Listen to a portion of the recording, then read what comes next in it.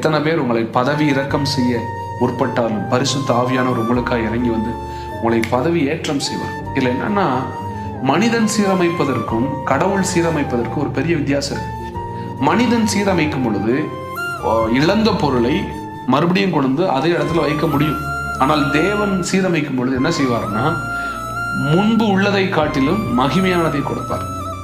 உதாரணத்திற்கு, அந்த திருமண வீட்டுல திராட்சை ரசம் குறைவுபட்ட பொழுது அந்த பந்தி விசாரிப்புக்காரனிடத்தில் அந்த திராட்சை ரசம், தண்ணீர் திராட்சை ரசமாக்கப்பட்டது பார்த்தீங்களா, அது போய் கொண்டு கொடுக்கப்படுது. அதை ருசி பார்த்த அந்த பந்தி விசாரிப்புக்காரனுடைய தலைவன் சொல்றான், மணவாளனை அழைத்து, எந்த ஒரு மனிதனும் முன்பு நல்ல ரசத்தை கொடுத்து ஜனங்கள் திருப்தியான பின்பு ருசி குறைந்ததை கொடுப்பாங்க. ஆனா நீங்க ருசி குறைந்ததே இல்ல, ருசி கூடினதை, அதாவது பெஸ்ட் திராட்சை ரசத்தை கடைசி வரைக்கும் வச்சிருக்கிறீங்களா. தட் மீன்ஸ் ஆண்டவர் மறுசீரமைக்கும் பொழுது அங்க ஃபேடே இருக்காது. அதாவது அங்க ஃபேடிங்கே இருக்காது, குறைந்து போகாது. இனி உங்களுக்கு வரப்போகிற ஆசீர்வாதங்கள் எல்லாம் ஒன்றிலிருந்து ஒன்று குறைவுபடாது, ஒன்றிலிருந்து ஒன்று மேல்படும்.